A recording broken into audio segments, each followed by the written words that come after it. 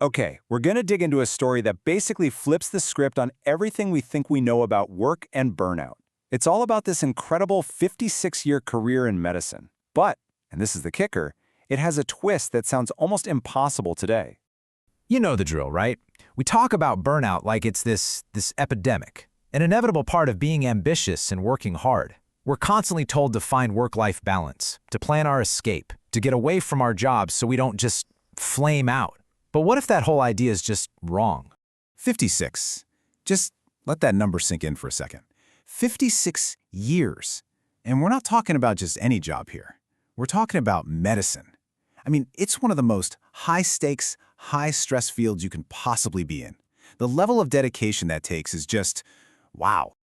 Okay, but here's the truly astonishing part. In those 56 years, the author of this story had exactly 0 episodes of burnout. Not one. So the question is obvious. How? How is that even possible? Well, that's exactly what we're here to unpack. So yeah, a 56-year career. But this isn't a story about escaping work. It's a story of deep, joyful immersion. All right, our first lesson, passion, not pressure. To get this, we've got to wind the clock all the way back to 1970. The author is just a 17-year-old kid, a medical student, and this is where he learns the absolute first, most fundamental lesson in how to build a career that's, well, burnout-proof. So check this out. To understand the pressure he was under, you got to know this wasn't your typical school situation. There weren't a bunch of small tests along the way. Nope. It was one single massive exam after a year and a half of study. And historically, a 50% failure rate. Half the students failed. Can you even imagine the anxiety? So he's facing this huge hurdle, and he has a choice to make. He could see the syllabus as this giant, rigid burden he just had to overcome, right? Or he could see the human body for what it is, an absolute masterpiece, a fascinating puzzle of elegant logic. It wasn't a chore for him. It became a calling. And that one little shift in perspective, it changed absolutely everything. And this leads us to the first big idea, passion as nourishment. The whole principle is that if you can metabolize your work through genuine interest, it actually becomes a source of energy. It feeds you instead of draining you. So from this point of view, burnout isn't about working too hard. It's about working on something that feels pointless. Okay, let's jump forward a few years to 1977. This is lesson number 2, stress as impetus, not enemy.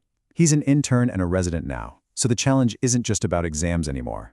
Oh no, now it's about the overwhelming stress of the real world. And he found something really paradoxical as an intern. The workload was just insane, but he was so completely immersed in the work, in learning, in doing things that felt vital and meaningful, that the idea of burnout didn't even have a chance to enter his mind. The thinking here is that burnout needs room to breathe. It feeds on resentment. And when you're totally immersed, there's just no room for it. And on top of all the professional stress, his personal life was a real challenge too. For his residency, he moves to a totally new city, Chandigarh. He's from the south of India, and he's suddenly in a Punjabi winter. Total climate shock. Plus, he doesn't speak the language. I mean, this is a perfect recipe for feeling completely isolated and overwhelmed. But instead of letting that crush him, he reframed it. And this is his second big lesson.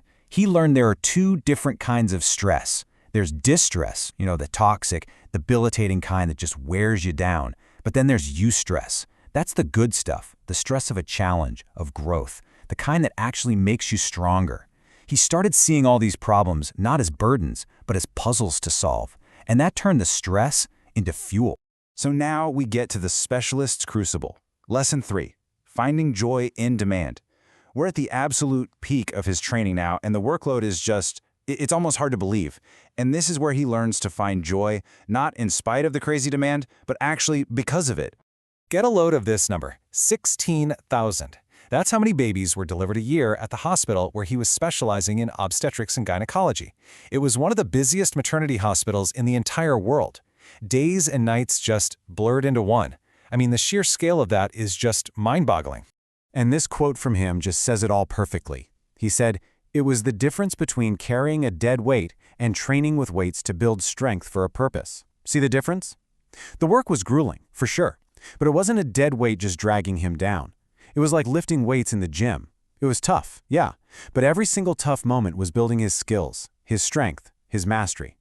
And because it had a clear purpose, exhaustion actually turned into exhilaration.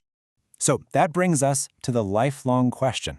How do you go from just surviving to truly thriving? All those intense, formative years, they laid the foundation. He learned not just how to survive under pressure, but how to actually thrive on it. But the real test was still ahead. How do you take those lessons and make them last for an entire career? So here's a quick look at that formative decade. It's really incredible when you lay it out. In 1970, he's a student just trying to pass this brutal exam. By 1977, he's a resident, totally out of his element in a new city. And then, by 1980, he comes full circle, returning to his old school, but this time as a faculty member. So if we boil this whole journey down, what do we get? We get these 3 tenets of immersion. Number 1, passion is your foundation. It's what turns work into something that feeds you. Number 2, stress is fuel. You can reframe it and use it to grow. And number 3, immersion is joy. Diving deep into your work, even when it's tough, can be an incredible source of joy. But that leaves us with one big question, right? How does one turn these principles into a lifelong practice? I mean, it's one thing to get through these intense periods of training, but it's another thing entirely to sustain that for a lifetime. And that's really the cliffhanger here. How do you take these incredible ideas and actually weave them into a long, fulfilling career day after day, year after year? That's the real challenge for all of us to think about.